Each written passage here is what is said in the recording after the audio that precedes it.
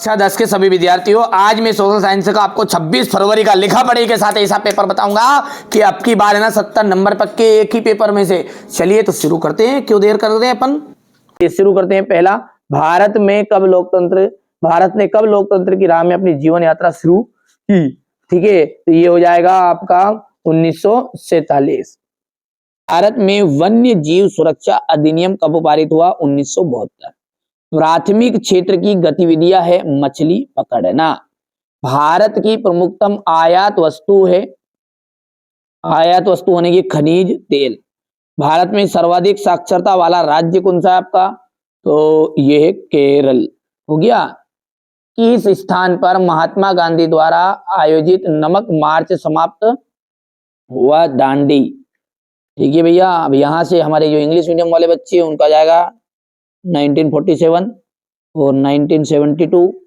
हो गया इतना। चलिए इसके बाद में यहां से आपका जाएगा ये फिशिंग और इसका जाएगा आपका केरल।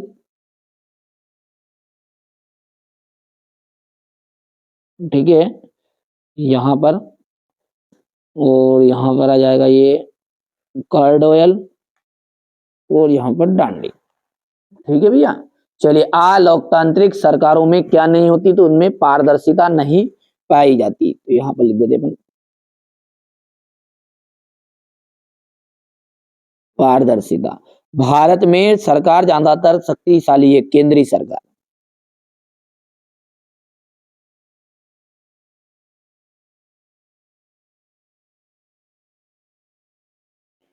क्षेत्रक श्रमिक वस्तुओं का उत्पादन नहीं करते, तृतीय क्षेत्रक।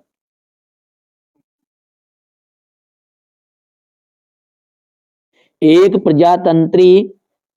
प्रजातंत्री सरकार जनता के लिए उत्तरदायी होती है। जनता के लिए उत्तरदायी होती है। विभिन्न देशों के बाजारों को आपस में जोड़ना ही अंतरराष्ट्रीय व्यापार कहलाता है। अंतरराष्ट्रीय व्यापार। और मार्च 1919 में बंबई में एक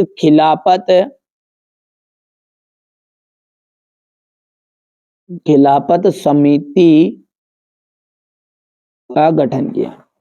हो गया। यहां से इसके बाद में हमारे इंग्लिश मीडियम वाले बच्चे बढ़िया से स्क्रीनशॉट लेंगे, है ना।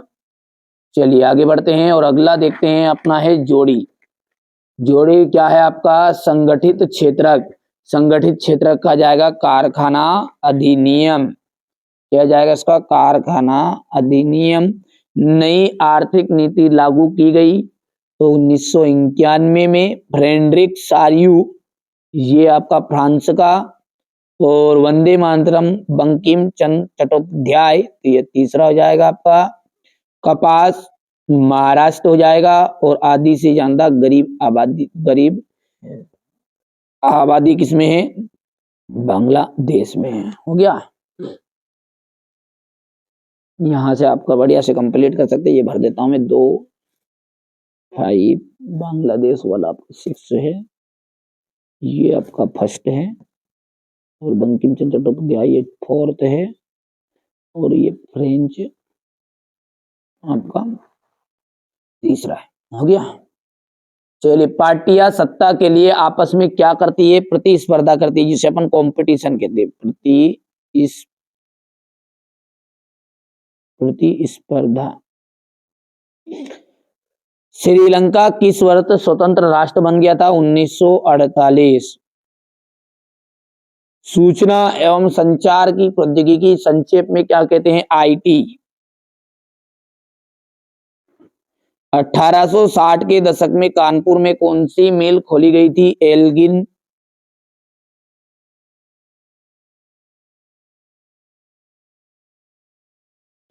मानव विकास सूचकांक में भारत में कौन से स्थान पर है? 31वें स्थान।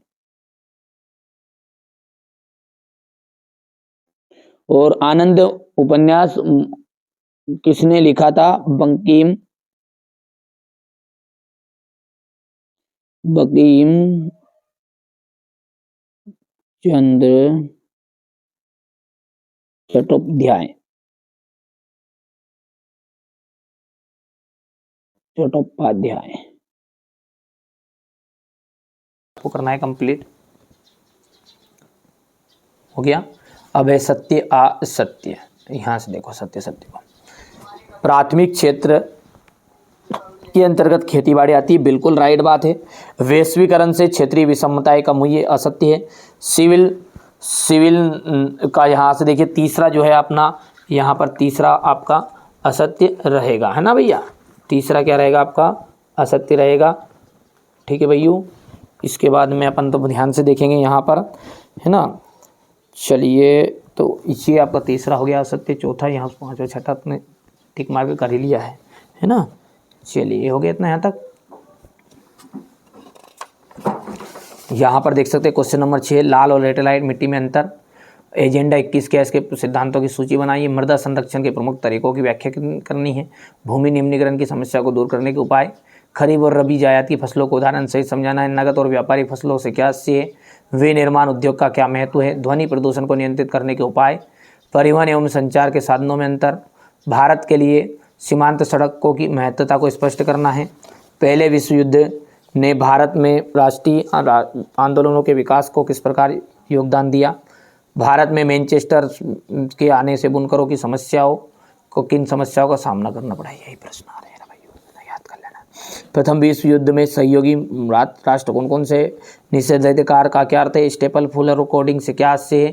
भारतीय सौदागरों में निर्यात व्यापार का नेटवर्क किस प्रकार का था। प्लाटेन से क्या से है। बेल्जियम में जाति संरचना जटिल कैसे होती है, व्याख्या कीजिए। ये क्वेश्चन नंबर 15 हो गया। मुद्रण क्रांति और उसके प्रभाव आपको बताने हैं।